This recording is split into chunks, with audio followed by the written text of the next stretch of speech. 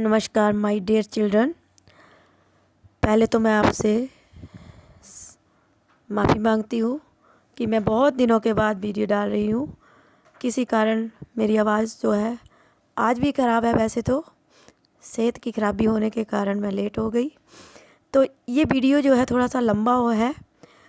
आपकी परीक्षा के लिए बहुत ही महत्वपूर्ण वीडियो है, क्योंकि काफ़ी बच्चे बोल रहे थे कि 2023 के महाभारत के प्रश्न डालिए, तो मैंने आपके हिसाब से यहाँ पर प्रश्न डाले हैं। बिना स्किप किए हुए इस वीडियो को देखना और कुछ ना कुछ तो आपकी परीक्षा में ज़रूर आएगा।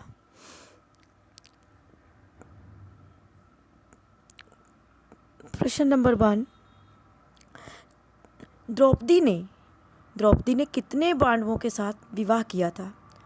तो आपको पता होगा कि द्रौपदी ने कितने पांडवों के साथ विवाह किया था। जल्दी जल्दी, कितने पांडवों के साथ? तो छात्रों, द्रौपदी ने 5 पांडवों के साथ विवाह किया था। विवाह मीन मैरिज। क्योंकि कुछ बच्चे इंग्लिश मीडियम भी मांगते हैं, तो मैं इंग्लिश शब्दों का प्रयोग करते हुए आपको समझाने का प्रयास कर रही हूँ।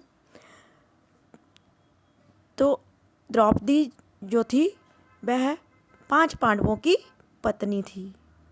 5 पांडवों की पत्नी थी कौन? द्रौपदी। किसी भी तरीके से आपको परीक्षा में ये प्रश्न पूछा जा सकता है। और एक अक्षौहिणी सेना में कितने घोड़े होते हैं? मीन एक अक्षौहिणी सेना का नाम है, आर्मी का नाम है अक्षौहिणी। और उसमें हाउ मैनी हॉर्सेस, कि उसमें कितने घोड़े होते थे, कितने घोड़े शामिल किए जाते थे?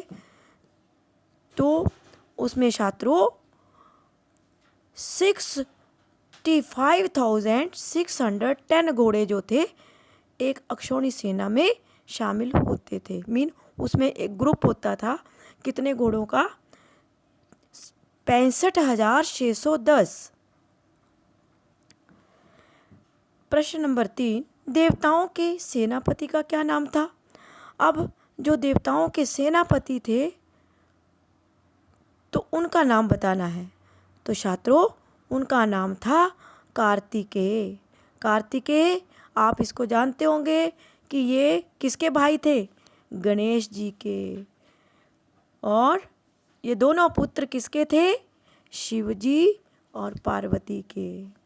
तो देवताओं के सेनापति का क्या नाम था? कार्तिकेय। जरासंध के पिता का क्या नाम था? जरासंध के पिता का क्या नाम था? आपको उनके फादर का नाम बताना है। महाभारत का कैरेक्टर है जरासंध, तो उसमें उनके फादर का, पिताजी का नाम बताना है।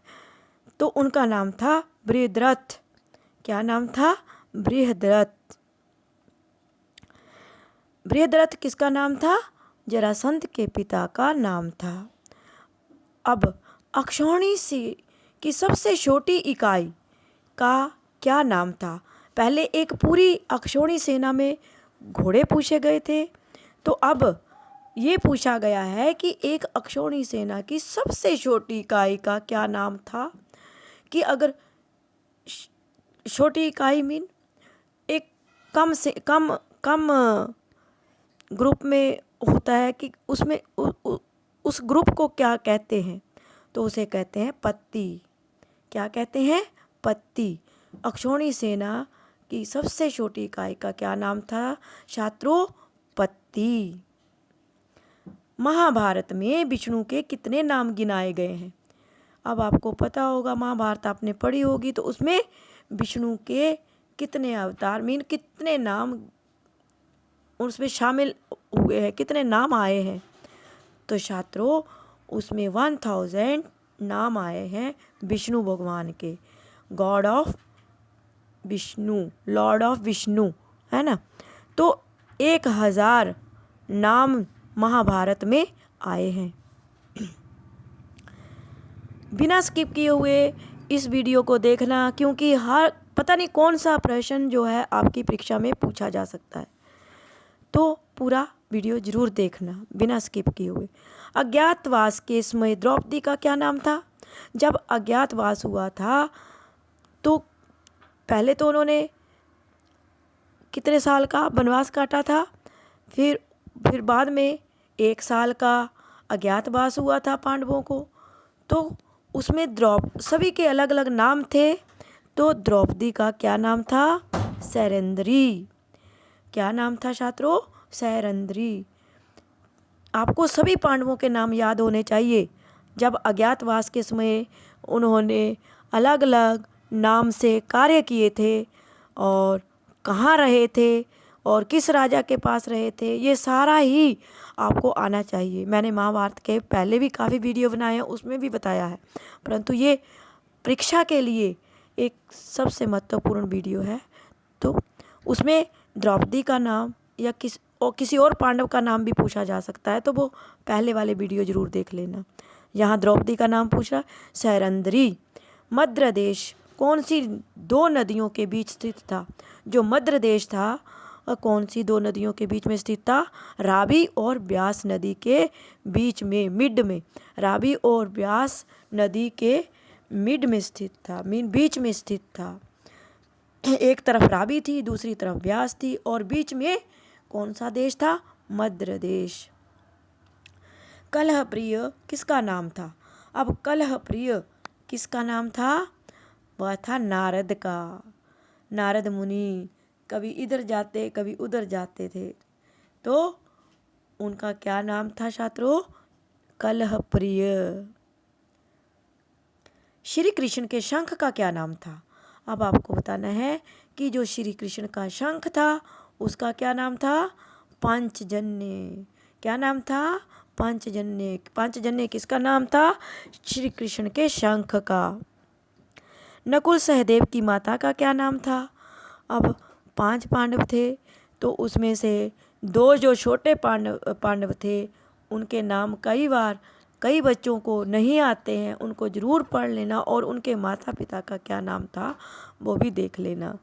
तो नकुल सहदेव की माता का क्या नाम था? माद्री, क्योंकि कुंती और माद्री दो रानियां थी ना। तो बस सारा मैंने पहले वाले वीडियो में बताया है, उनको भी ज़रूर देख लेना। लिंक दिया गया है डिस्क्रिप्शन बॉक्स में, आपको सिर्फ ओपन करना है, प्लेलिस्ट सारी बनी हुई है। नकुल सहदेव की माता का क्या नाम था? माद्री। अभिमन्यु को कुल कितने महारथियों ने मिलकर मारा था?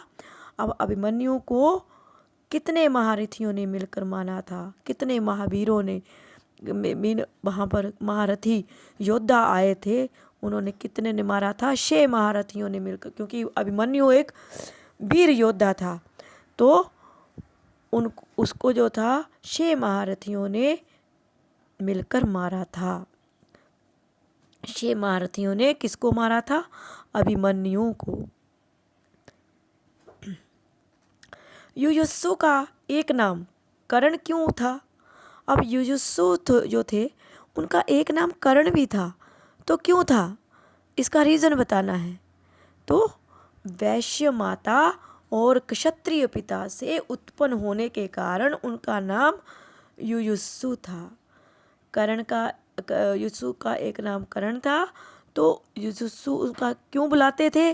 क्योंकि उनकी माता वैश्य और पिता क्षत्रिय थे।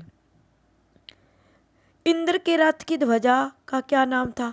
पहले कृष्ण के शंख का नाम बताया गया, अब इंद्र के रथ की जो ध्वजा थी उसका क्या नाम था? उसका नाम था बैजंती। क्या नाम था इंद्र के रथ की ध्वजा का? बैजंती। महर्षि वेदव्यास को वैपायन क्यों कहा जाता था? क्यों कहा जाता था महर्षि वेदव्यास को वैपायन? तो इसलिए कहा जाता था क्योंकि नदी के द्वीप में जन्म होने के कारण, द्वीप होता है छात्रों आइसलैंड, नदी के बीच में कोई आइलैंड था, वहाँ पर उनका जन्म हुआ था महर्षि वेदव्यास का, तो इसी कारण उनको वैपायन कहा जाता था। महाभारत के युद्ध में अर्जुन ने कुल कितने दिन पांडव सेना का सेनापति तब किया था? कितने दिन महाभारत का युद्ध हुआ था? तो अर्जुन ने छात्रों कुल कितने दिन, टोटल डेज कितने दिन पांडव सेना का पांडव सेना के सेनापति रहे थे? पांडव सेना के कितने दिन सेनापति रहे थे अर्जुन? 8 दिन। 8 दिन महाभारत में के युद्ध में अर्जुन के सेनापति कौन थे? अर्जुन जो थे वह कुल कितने दिन पांडव सेना के सेनापति रहे थे? 8 दिन। किसी भी तरीके से पूछा जा सकता है कि 8 दिन जो सेनापति रहे थे वो किसके थे और सेनापति थे और कौन थे? 2 क्वेश्चन बनते हैं। कौन में अर्जुन का नाम आएगा और किसके किसके सेनापति रहे? पांडव के। तो कितने दिन? 8 दिन। दुर्योधन द्वारा विष देकर गंगा में फेंक दिए जाने पर भीम किस स्थान पर जा पहुँचे थे? जब दुर्योधन ने विष दिया था और गंगा के किनारे भीम को फेंक दिया था तो वह किस स्थान पर जा पहुँचे थे? नागलोक। किस स्थान पर जा पहुँच गए थे भीम? नागलोक में पहुँच गए थे। नागलोक में कौन पहुँच गया था? भीम। क्यों? क्योंकि दुर्योधन ने विष दिया था और उनको गंगा के किनारे फेंक दिया था। पितामह भीष्म का नाम भीष्म कैसे पड़ा था? कैसे पड़ा था भीष्म? पितामह भीष्म का नाम ये पड़ा था क्योंकि उन्होंने एक भीषण प्रतिज्ञा की थी। एक भीषण प्लेज प्रतिज्ञा ली थी। पहले लोग प्रतिज्ञाएं लेते थे, शाप देते थे, तो उसी के अनुसार सब होता था। तो यहाँ पर भीषण प्रतिज्ञा करने के कारण ही भीष्म का नाम भीष्म पड़ा था।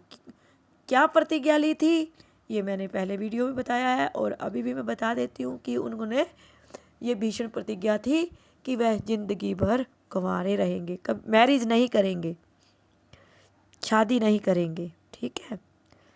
जुए में हारने के बाद जब चौसर में जब कौरवों और पांडवों का जो गेम हुआ था तो उन्होंने चेस खेला था, वहाँ पर जुआ खेला था।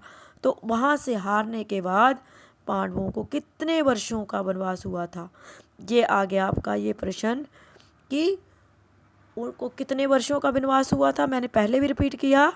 तो उनको 1 साल का अज्ञातवास और 12 वर्षों का वनवास हुआ था। जैसे रामायण में श्री रामचंद्र जी को 14 वर्ष का, कंफ्यूज नहीं होना है, रामायण में श्री राम जी को किसमें 14 वर्षों का वनवास हुआ था और महाभारत में पांडवों को 12 वर्षों का वनवास और 1 वर्ष उनको अज्ञातवास मीन किसी को पता नहीं होना चाहिए, खबर नहीं होना चाहिए थी कि वह कहाँ रह रहे हैं। 1 साल तक अज्ञातवास हुआ था।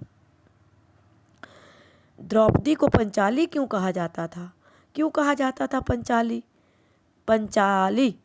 पांचाली इस शब्द को समझिए। इस शब्द में 5 आ रहा है, आली 5 पत्तियों वाली, तो इसीलिए द्रौपदी को जो था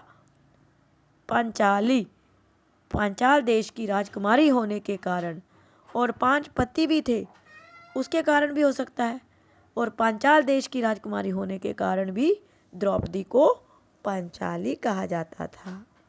तो भूलना मत, किसी भी तरीके से एग्ज़ाम में प्रश्न पूछे जा सकते हैं। तो बेस्ट ऑफ लक।